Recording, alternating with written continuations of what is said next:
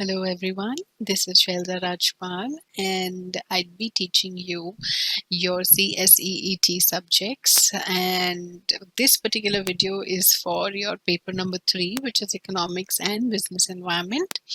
So students, you all have enrolled for this profession. Just a few points regarding, let's just talk about this course first and then we would move on to our basic the main topic of this video. So, first of all, congratulations that you have decided and taken a huge step towards your and I'd be teaching you your CSEET subjects, and this particular video is for your paper number 3, which is Economics and Business Environment. So students, you all have enrolled for this profession. Just a few points regarding, let's just talk about this course first and then we would move on to our basic the main topic of this video. So first of all, congratulations that you have decided and taken a huge step towards your career, and you've enrolled yourself for this profession. And it is a tremendous profession, and being a company secretary is more than a privilege, and you should feel pride in being a part of going to be a part of our fraternity.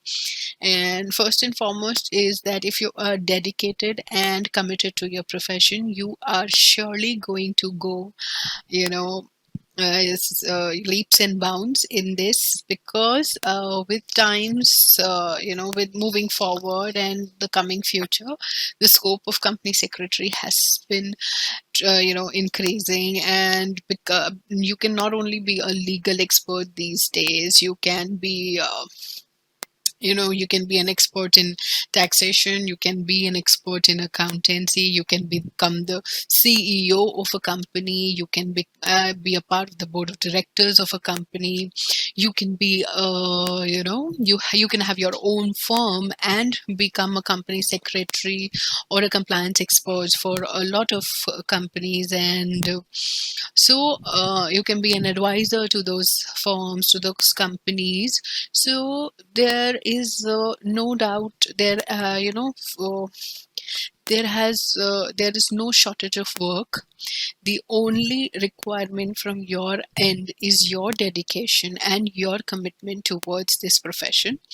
And you are just entering this profession, and clearing the CSEET is just taking you one step closer towards your aim, that is to become a company secretary.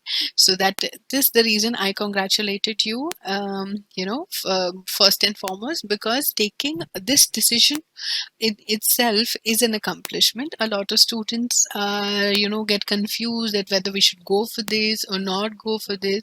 You have taken that important decision. So I'd be your teacher and I'd be there to help you and guide you, and will keep you motivated to achieve this aim of yours and become a company secretary very, very soon. So moving on to our main agenda of this video, which is to start off with the first chapter of our paper number 3, which is Economics and Business Environment. So you know that this particular topic in our total foundation entrance test comprises, this particular topic is of 50 marks, and we'd be having objective type questions to solve. But just don't take this very lightly, and don't think that you do not have to give in your best and it's just a multiple choice question, so you don't have to get yourselves completely into this, or you do not need much of your focus into it, because it definitely is an objective type exam, and it would be easier for you if you have a strong hold on the concept of it. Because many a times what I have seen is students take this very lightly, and then at the time of the exam they get confused in the choices given. So to avoid that confusion and to be sure that you'd be doing and making the right choices in the objective type questions, there should be a strong hold of the concept. So So let's just start over, and we'd be, after completion of one particular chapter, we'll also be doing some related multiple choice questions to make you proficient and to make you assess that you have completed and you've understood the topic, and you can uh, appear and you can be confident about making the right choices in the objective type questions. So let's just start over, students. And okay, so to begin with, economics and business environment. What does this talk about? Economics would be basically the the production, the consumption of the goods and services can be the terminologies which can be related to economics, right? So economics basically is the study of using our limited resources in the best possible way. That is how you can relate an economic term to. So economics talks about the GDP, talks about what where a country how a country, whether a country is a developed country or it has a developing economy. All of that comes out, everything revolves around and comes to how much an economy has, the resources, and how those resources are being utilized in an economy, and whether there is a scarcity of resources or whether there is abundance, whether those resources are being, available to everyone in the economy, or there's a particular section which is, which doesn't have those resources. So all of these are related to the economics and to our business environment. So now let's just look at the topics which we have in the basics of demand and supply and forms of market competition. So these are the topics which will be covering in our first chapter, which is theory of demand and supply. And in theory of demand and supply, we'd be going for, we'd be going with, we'd be studying meaning of demand, law of demand, assumptions of law of demand, exceptions to the law of demand, law of supply, assumptions of law of supply, equilibrium price. I'm sure most of you would be familiar if with all these all these topics, but still we'd be thoroughly going through each and every one of them. And if by chance, even after going through my class, you have any difficulties, you can drop in your messages or you can call me. If I am not if by chance I miss your call, you can drop in your WhatsApp messages to my number, and I'll surely get back to you and try and sort out and clear whatever whatever problems or queries you have. So now, after theory of demand and supply, we have elasticity of demand. And then in elasticity of demand, there are three types of elasticity of demand, which is price elasticity of demand. So in price elasticity, we'll be going through types of price elasticity, factors affecting price elasticity of demand, income elasticity of demand, cross elasticity, increase and decrease in demand, contraction and expansion. So we'll be covering demand majorly in this topic. And then coming to the forms of market competition, a very important and an easy topic. We do not have to go into much details. We just have to know that what are the forms of the market competition, and then we are coming to elasticity of supply. We'd be going through price elasticity of supply, types of price elasticity, and factors affecting price elasticity of supply. Okay, so let's start with our very first topic, which is theory of demand and supply. So here, if we come to demand, so here we have two important things here.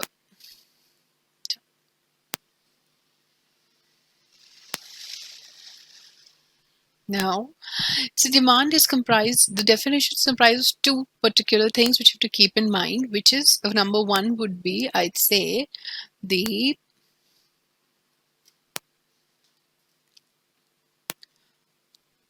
desire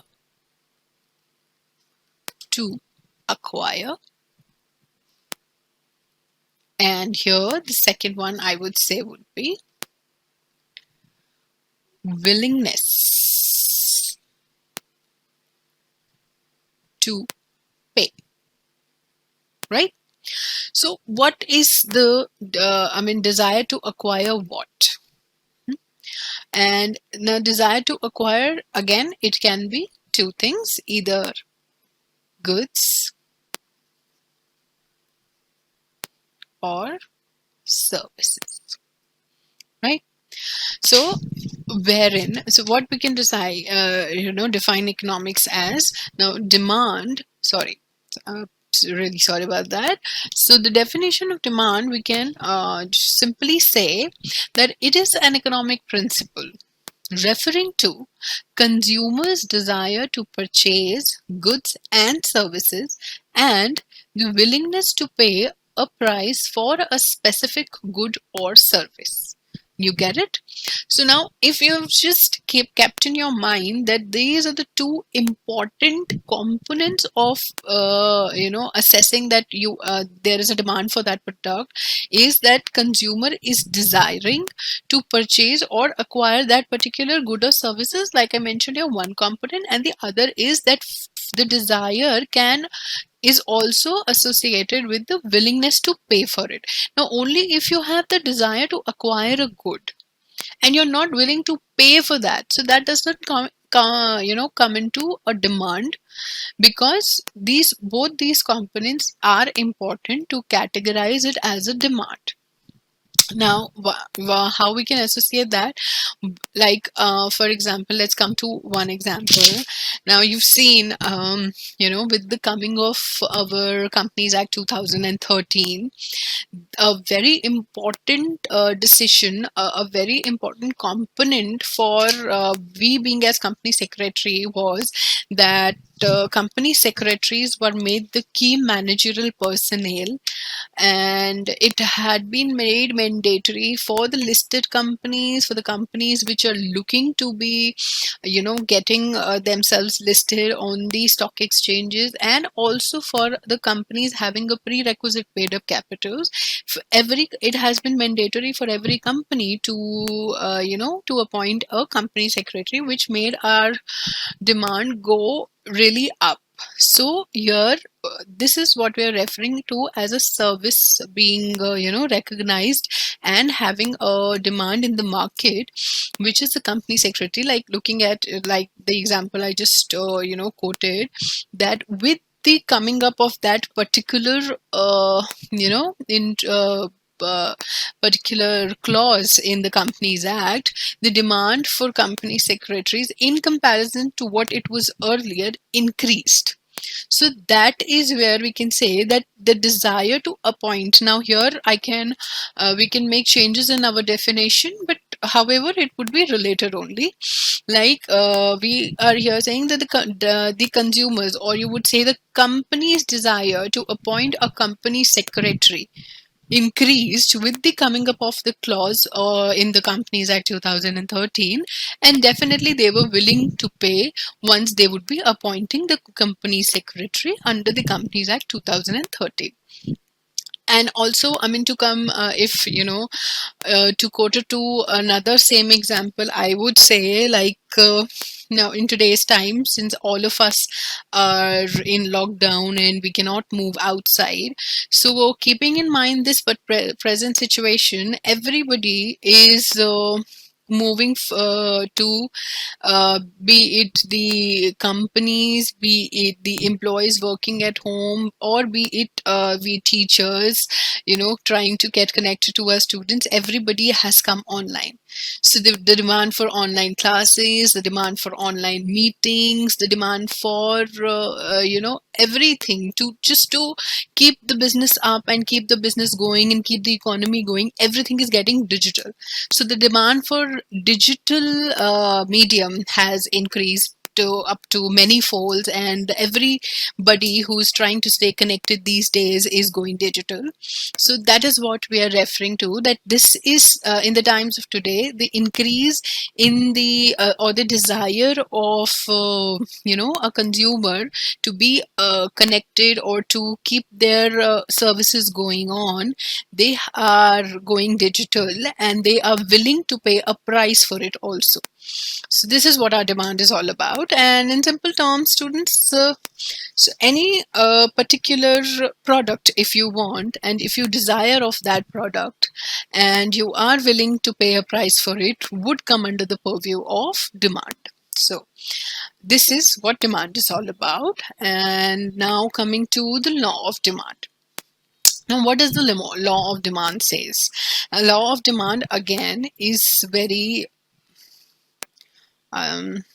if you want to take notes, you can simply take the notes. However, I would be giving you my the this particular PPT for your reference, and if you want a screenshot of these notes which I'd be taking in class, however, that would be not essential, but still, if you wanted, I'd be happy to help you with this also.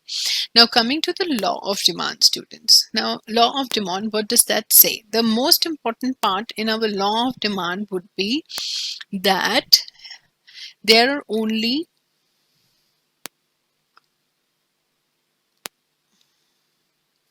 law of demand only talks about relationship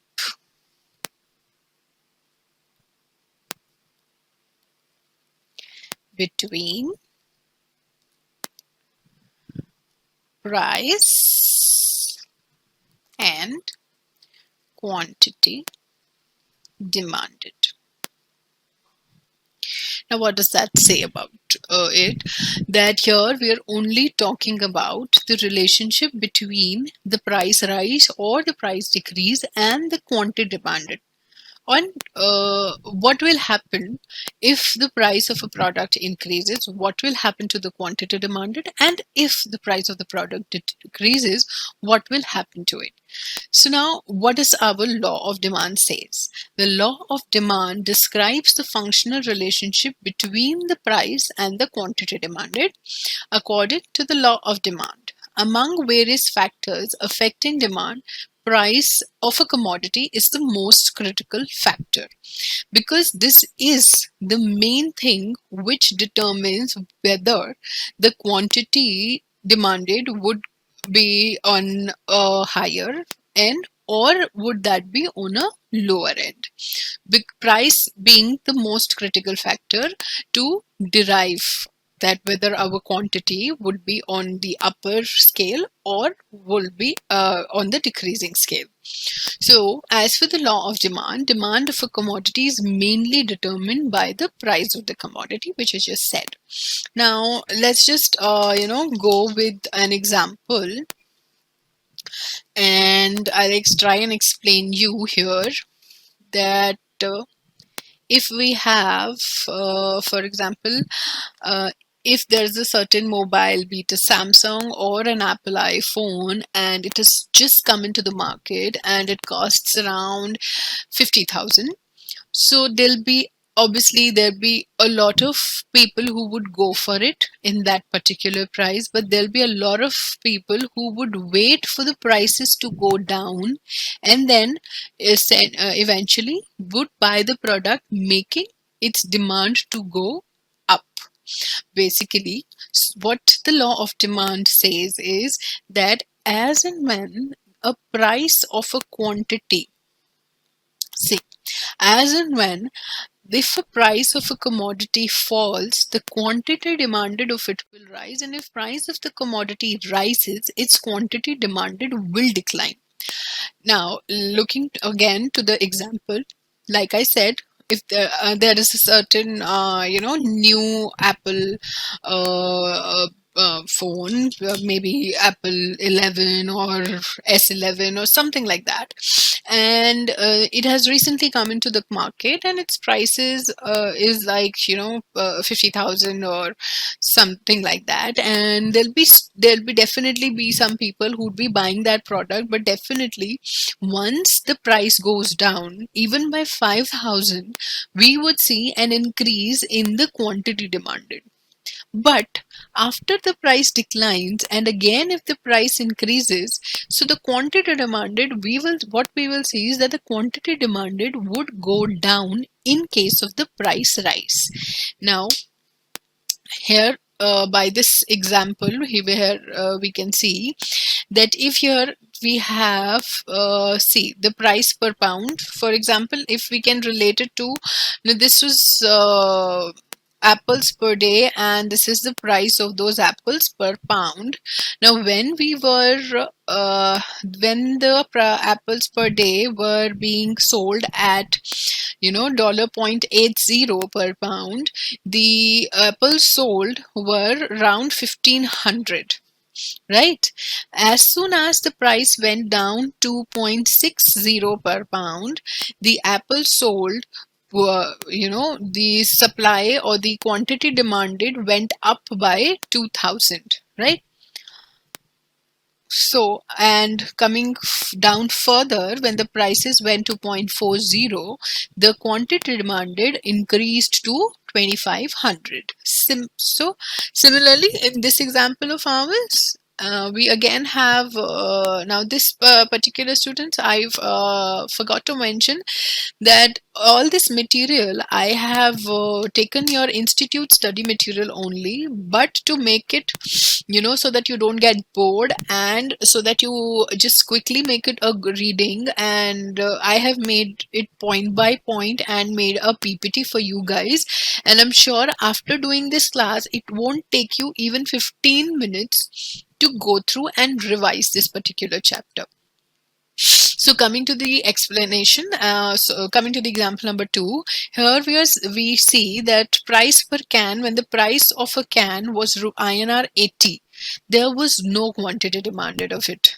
So as soon as the price per can decreased to 70, 60, 50, 40, the quantity demanded, we've been seeing that the quantity demanded started increasing, and it went to 1400 when the prices went down to INR 10.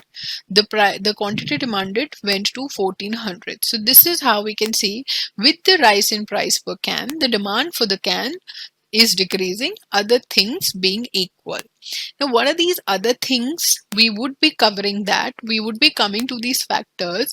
So just to give you a brief of that, now what could be those factors? On I mean, it is definitely that price of a commodity has to be the most critical factor in determining a quantity demanded. But likewise, we also have other factors in the economy which definitely determine the demand of a product, and that could be the consumer's income.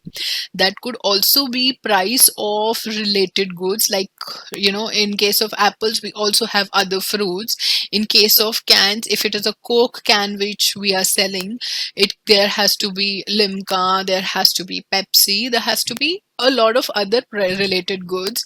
Then consumers income, like we talked about, there are we have our society divided into people living in the society who have high levels of income, and then they then come to people who have middle levels of income, and then comes the the people who have daily wages, the laborers and all, who have really low levels of income.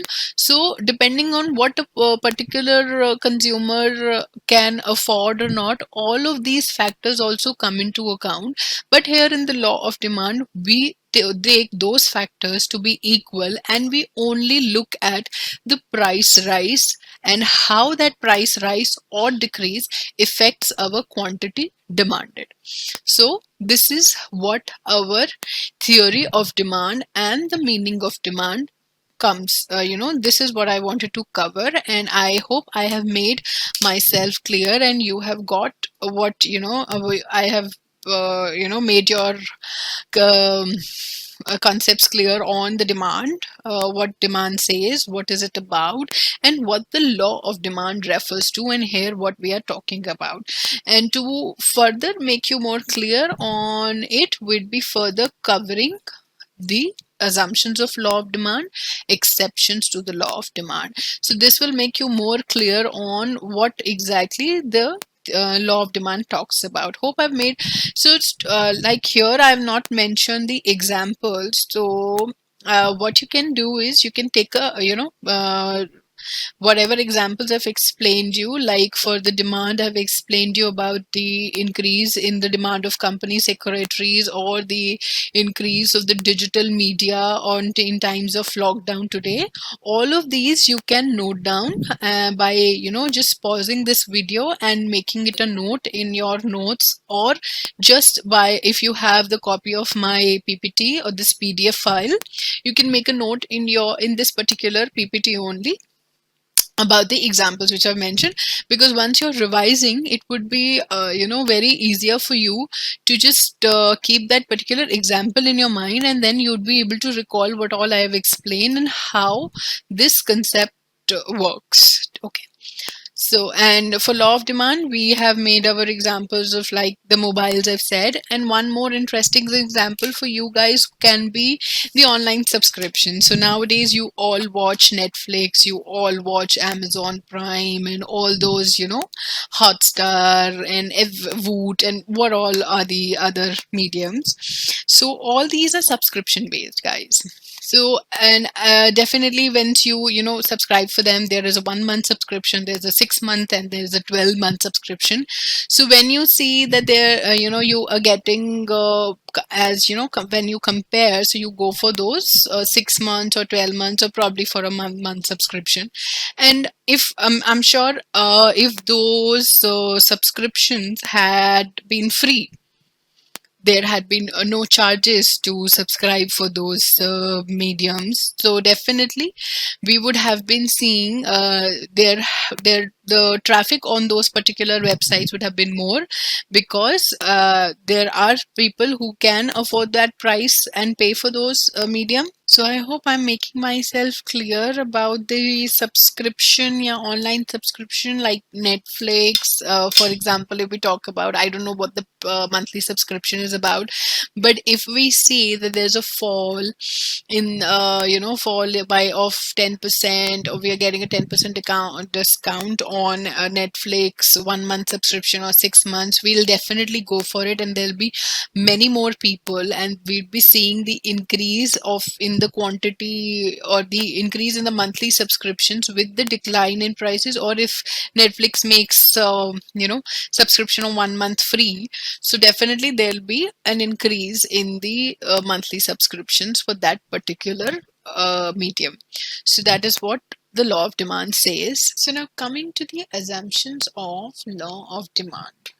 So assumptions meaning that we have to assume these particular things, that they and that if once we assume these, then only the law of demand applies, otherwise it would not be the same. Or with that, if these factors come into account, of if we don't go by these assumptions, then law of demand won't be applicable. So what are these assumptions? Now, in these assumptions, we are talking about that there should be, we only relate in the law of demand, we only relate to the change in price variable, assuming other determinants of demand to be equal. So as I said earlier also, that price is a important factor for determining the quantity demanding, but it is not the only factor which can be a determinant of demand, right? So other determinant of demand would comprise of, that can be consumers income, consumers preferences, change in the fashion, price of related goods, expectation of future prices changes or shortages, so change in the size, age composition, sex ratio of the population, change in the range of goods available to the consumers, change in the distribution of income and wealth of the community, change in government policies, change in weather conditions. So all these can also be regarded as determinants of demand. Now, in order to make our law of demand applicable, or the condition of the law of demand is only fits right only if we assume that all of these factors, there'll be no change in these particular factors, right? So how that works now, considering that if there is a change in consumers income, it is definitely going to affect the demand of a particular product. So like for example, if my level of income increases, I would definitely if a particular product I consume, and if there is a product which is of a higher quality or a better quality, but it earlier did not fit into my income level, but now that my level of income has increased, I might go for that particular the other product. Like for example, I was consuming product X, but now I can also afford to buy product Y, considering that my level of income has increased. And so even though the price is the same, or the price of my product has not changed, I might switch to product Y because my level of income has increased and now I can afford that product Y. So therefore we have to consider that there has been no change in the consumer's income, and and likewise the consumer preferences. So for example, if I am buying a product of a particular brand, and now my preference has, I mean, I do not prefer that product anymore and I want to switch to another product, another product, because I find that that other product is more preferred and is more popular in the market. So all these factors, we have to assume that they don't have a role play, and we only are talking about the variable change in price, and which relates or which determines our demand. So we have to consider that there has been no change in the consumer's income. Likewise, we have to consider there is no change in consumers' preferences. There is no change in the fashion. So whatever is going on in the economy is constant, is absolutely equal, and is absolutely the same as it was earlier, or it is not going to change till the time we are considering and talking about our law of demand, wherein we are talking about only about the price increase and decrease and the effect of it over the demand. On all other factors, being the consumer income, the consumer preference, the fashion, price of related goods, there has been no change in that. There has been no expectation of any future price changes or shortages of supply, or there be any scarcity of any resources. Nothing. We have to assume that we have to assume that everything is equal and everything is constant. There is no change in size, age composition, sex ratio of the population, no change in the range of goods available to the consumers, no change in the distribution of income and wealth of the community, no change in government policies, no change in weather conditions. As because all of these factors can be regarded as determinants of demand, and only if we consider them to be equal and constant, the law of demand applies. Otherwise, there would be, the law of demand won't be, can't be applied to a particular situation if we think that all these factors are not equal.